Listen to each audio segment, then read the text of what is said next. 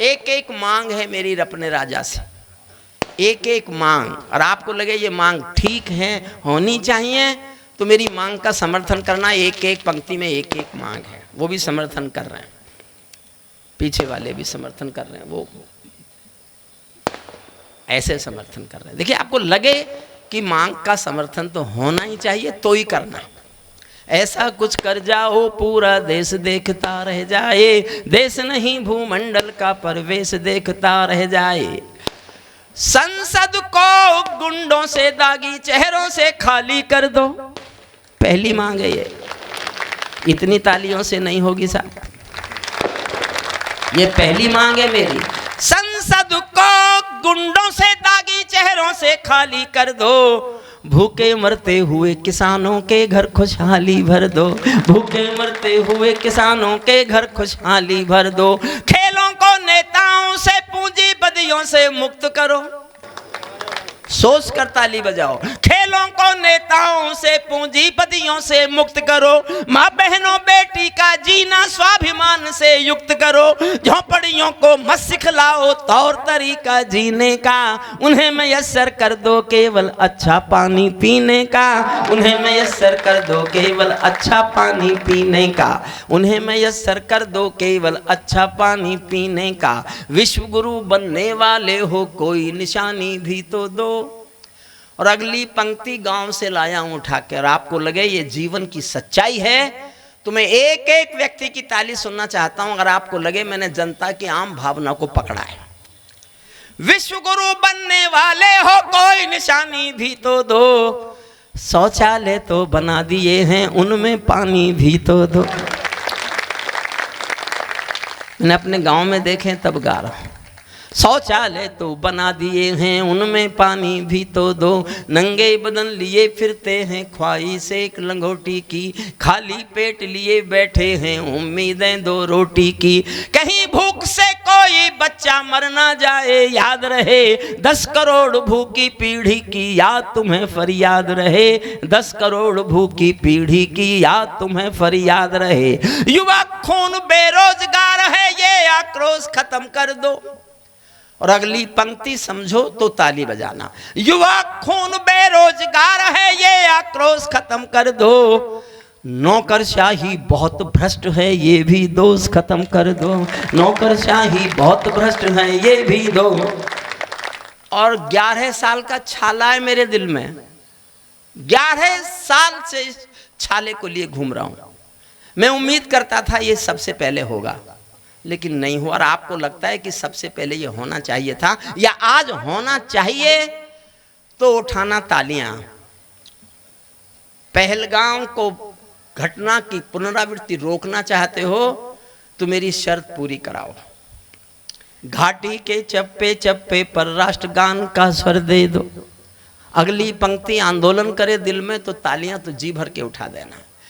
घाटी के चप्पे चप्पे पर राष्ट्रगान का स्वर दे दो, हर विस्थापित कश्मीरी पंडित को उसका घर दे दो, हर विस्थापित कश्मीरी पंडित को उसका घर दे दो।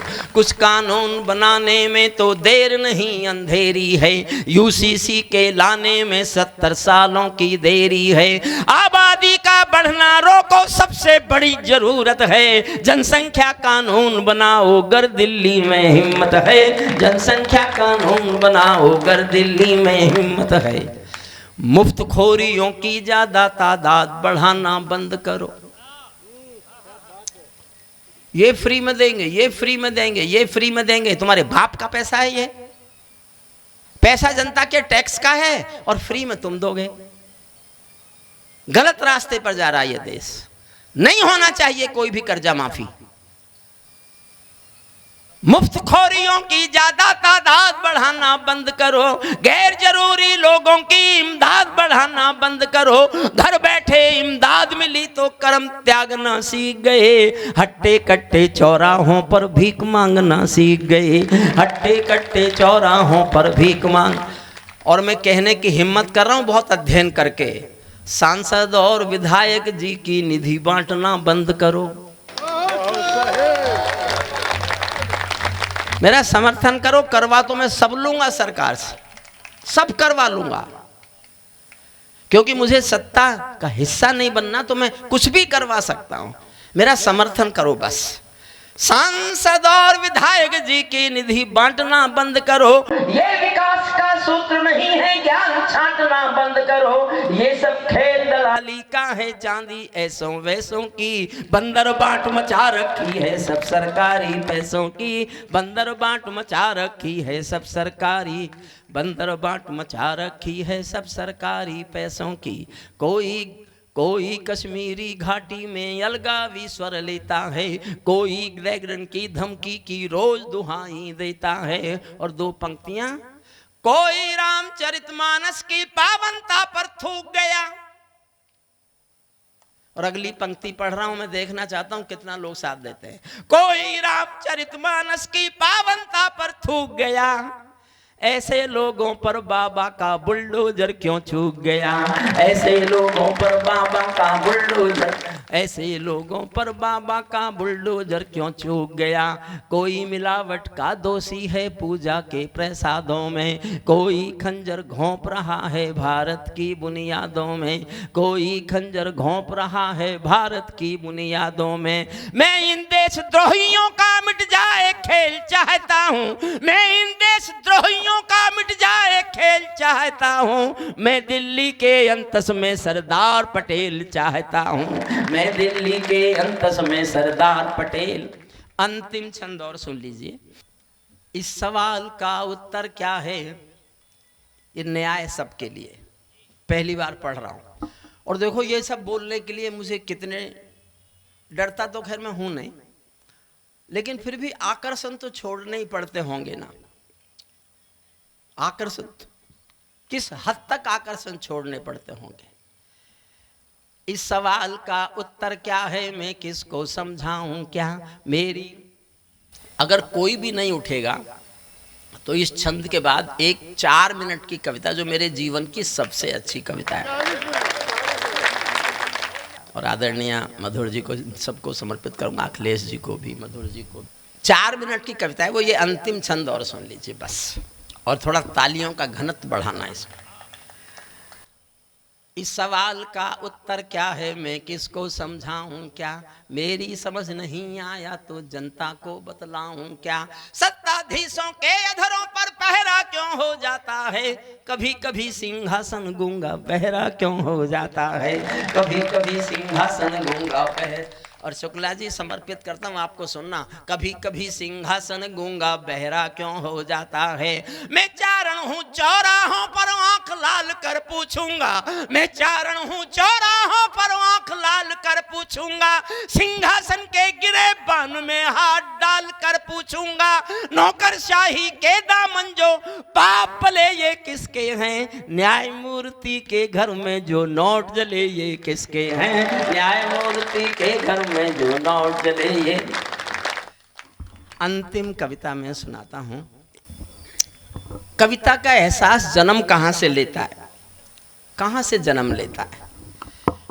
आधी मिनट की बात सुनिए, आधी मिनट की। मुझे ऐसा लगता है, पता नहीं क्यों मुझे लगता है कि मेरे जैसे कवि की तो कविताओं का एहसास वहीं से जन्म लेकर रेंगता है। एक बहुत अमीर महिला बहुत महंगी साड़ी पहने हुए बहुत बड़ी सी कार में एक साड़ी की दुकान पे आई।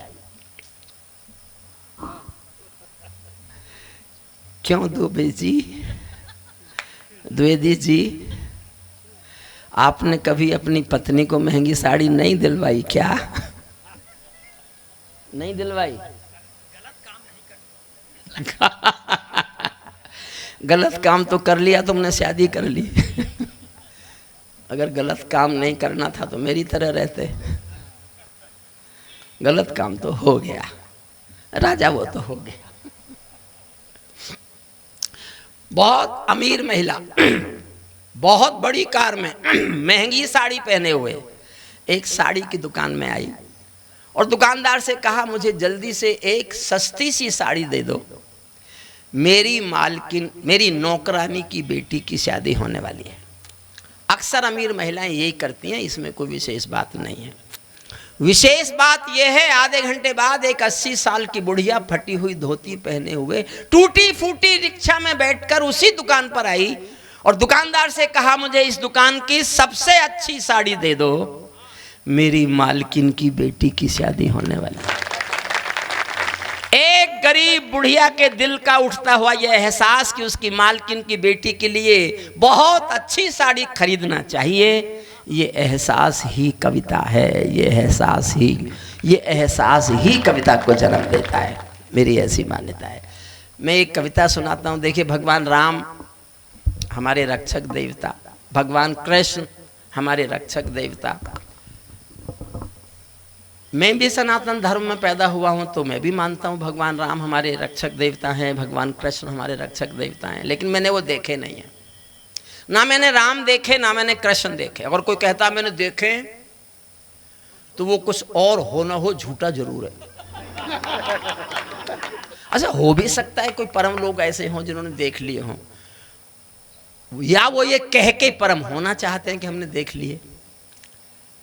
लेकिन जो मैंने रक्षक देवता देखे हैं, ये वो फौजी हैं जो सीमा पर वर्दी पहनकर खड़े हैं और देश की रक्षा करते हैं। मैं मेरठ जहां पढ़ाया, मैंने एक विद्यार्थी कैप्टन मनोज तलवार शहीद हुआ था करगिल में। जब उसका पार्थिव शरीर आया तो मैं भी अंतिम दर्शनों के लिए गया, तो इतनी भीड़ थी, मैं अंतिम दर्शन तो नहीं कर पाया। मैं भीड़ में पीछे पीछे भीगी पलकों से मैंने एक छोटी सी कविता लिखी।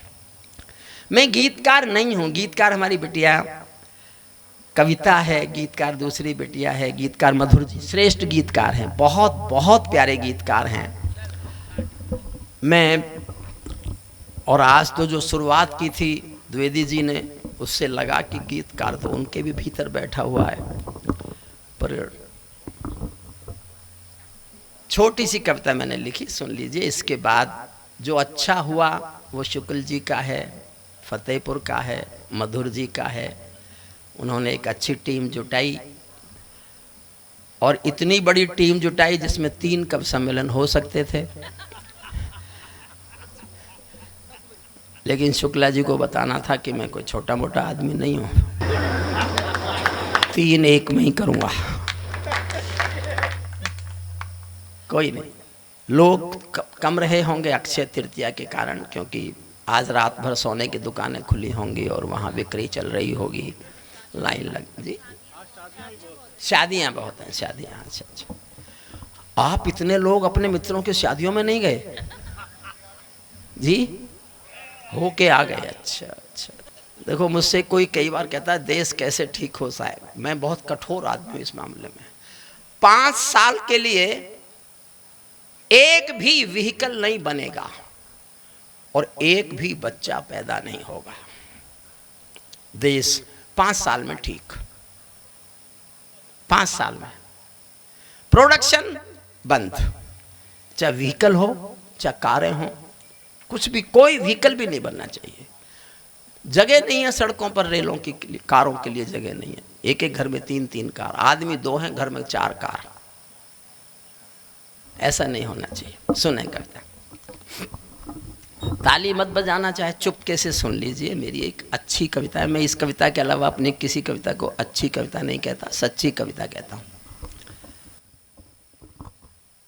मैं केशव का 5 जन्म भी गहन मौन में खोया हूँ, मैं केशव का 5 जन्म भी गहन मौन में खोया हूँ। उन बेटों की याद कहानी लिखते लिखते रोया हूँ, उन बेटों की याद कहानी लिखते लिखते रोया हूँ। जिस माथे की कुमकुम बिंदी वापस लौट नहीं पाई, चुटकी झुमके पायल ले गई कुर्बानी की यमराई। कुछ बहनों की राखी जल गई है बर्फीली घाटी में, वेदी के गठबंधन मिल गए हैं करगिल की माटी में। पर्वत पर कितने दूरी सपने दफन हुए होंगे, 20 बसंतों के मधुमासी जीवन हवन हुए होंगे। टूटी चूड़ी धुला महावर, रूठा कंगन हाथों का, कोई मोल नहीं दे सकता बसंती जज्बातों का, कोई मोल नहीं दे सकता। सल्यूट आपका, बहुत बहुत आभार। कोई मोल नहीं दे सकता बसंती जज्बातों का, जो पहले पहले चुंबन के बाद गुलाम पर चला गया। एक पल का एहसास मेरे साथ जीना।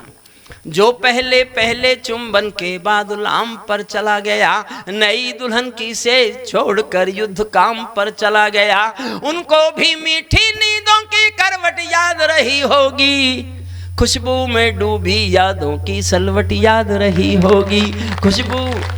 और मैं जीवन की सबसे अच्छी पंक्ति पढ़ रहा हूँ। मैं हिंदी का व्यक्ति नहीं हूँ, मैंने हिंदी नहीं पढ़ी, मैं संयोग से कवि बना। मैं जयप्रकाश नारायण के आंदोलन की कोख से पैदा हुआ कवि हूँ। जब मैं LLM कर रहा था तब मैंने मीसा भोगाए। जेपी के आंदोलन की कोख से पैदा हुई दो चीजें, जनता पार्टी और हरिओम पंवार। जनता पार्टी का मुझे पता नहीं कहीं है कि नहीं, हरिओम पंवार शुक्ला जी के सामने कविता पाठ कर रहा है। एक लाइन मैंने सिर्फ अच्छी लिखी है, मुझे दुआएं देना, जी भरकर तालियां बजाना। मैंने ऐसी एक लाइन और लिख ली तो मैं घोषणा कर दूंगा मैं भी कवि हो गया हूं। वरना तो अभी तक तो यही कहानी प्रसिद्ध है, जाट और कवि। कौन मानता है जाटों को? पढ़ा लिखा ही नहीं मानते, तुम तो कवि की बात कर रहे हो।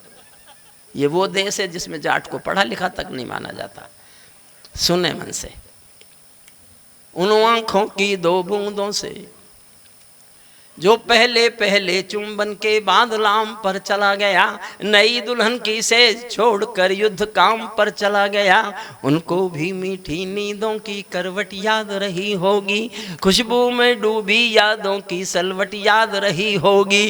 उन आंखों की दो बूंदों से सातों सागर हारे हैं, उन आंखों की दो बूंदों से सातों सागर हारे हैं, जब मेहंदी वाले हाथों ने मंगल सूत्र उतारे हैं, जब मेहंदी वाले हाथों ने मंगल सूत्र उतारे हैं। गीली मेहंदी रोई होगी चुपके घर के कोने में, ताजा काजल छूटा होगा चुपके चुपके रोने में, जब बेटे की अर्थी आई होगी सुने आंगन में, शायद दूध उतरवाया हो बूढ़ी माँ के दामन में, शायद दूध उतरवाया हो बूढ़ी माँ के दामन में। वो विधवा पूरी दुनिया का बोझा सर ले सकती है। दुनिया के किसी भी मजहब में, किसी भी देश में स्त्री अर्थी को कंधा नहीं देती। भरतपुर के पास एक गांव है अजान, राजस्थान में, वहां एक बेटा शहीद हुआ था, वीरेंद्र सिंह।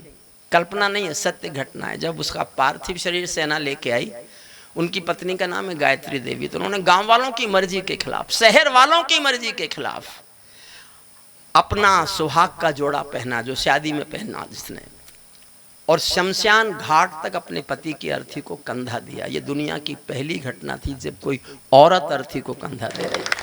मैंने एक लाइन लिखी है, बस इसको प्यार से सहेजना। जब बेटे की अर्थी आई होगी सोने आंगन में, शायद दूध उतरवाया हो बूढ़ी माँ के दामन में, वो विधवा पूरी दुनिया का बोझा सर ले सकती है, जो अपने पति की अर्थी को भी कंधा दे सकती है। मैं ऐसी हर देवी के चरणों में शीश झुकाता हूँ, मैं ऐसी हर देवी के चरणों में शीश झुकाता हूँ, इसीलिए मैं कविता को हथियार बनाकर गाता हूँ, इसीलिए मैं कविता को हथियार बनाकर गाता हूँ। जिन बेटों ने पर्वत काटे हैं अपने नाखूनों से, कल्पना करो कैसे लड़ते होंगे, -48 और +48। जिन बेटों ने पर्वत काटे हैं अपने नाखूनों से, उनकी कोई मांग नहीं है दिल्ली के कानूनों से। जो सैनिक सीमा रेखा पर ध्रुव तारा बन जाता है, उस कुर्बानी के दीपक से सूरज भी शर्माता है। गर्म दहानों पर तोपों के जो सीने अड़ जाते हैं, उनकी गाथा लिखने को अंबर छोटे पड़ जाते हैं। उनके लिए हिमालय कंधा देने को झुक जाता है, कुछ पल को सागर की लहरों का गर्जन रुक जाता है। उस सैनिक के शव का दर्शन तीर्थ जैसा होता है, चित्र शहीदों का मंदिर की मूरत जैसा होता है, चित्र शहीदों। अंतिम 6 लाइन सुन लीजिए बस। क्या ये देश उन्हीं का है जो सीमा पर मर जाते हैं, क्या ये देश उन्हीं का है जो सीमा पर मर जाते हैं, अपना खून बहाकर टीका सरहद पर कर जाते हैं। कोई युद्ध वतन की खातिर सबको लड़ना पड़ता है, संकट की घड़ियों में सबको सैनिक बनना पड़ता है। जो भी कौम वतन की खातिर मरने को तैयार नहीं, उसकी संतति को आजादी जीने का अधिकार नहीं, उसकी अंतिम पंक्तियां पढ़ता हूं। शुक्ला जी, मैं एक लाइन ऐसी लिखना चाहता था नेताओं पर, जिससे ज्यादा सख्त बात हम नेता से कुछ कह नहीं सकते। सख्त, इतनी सख्त कि उससे ज्यादा तो फिर गाली देने लगो। और इतनी चालाकी से लिखना चाहता था कि नेता कोई सामने बैठे हों और मैं पढ़ूं उनके सामने तो उनकी समझ में ना आए, और समझ में भी आए तो इतनी देर में आए जब तक मैं निकल जाऊं। आप पर इम्तिहान छोड़ता हूं, कैसे विदा करते हैं आप मुझे। आखिरी पंक्ति से विदा लेता हूं, कैसे विदा देंगे और आपको लगे कि मैंने ये चालाकी निभाई है कि नहीं निभाई है। उस चालाकी पर भी आपकी तालियों की, घनघोर तालियों की प्रतिक्रिया मुझे बताएगी, मुझे विदाई भी करेगी और यही बताएगी कि मैं उस चालाकी को निभाने में कामयाब हुआ कि नहीं।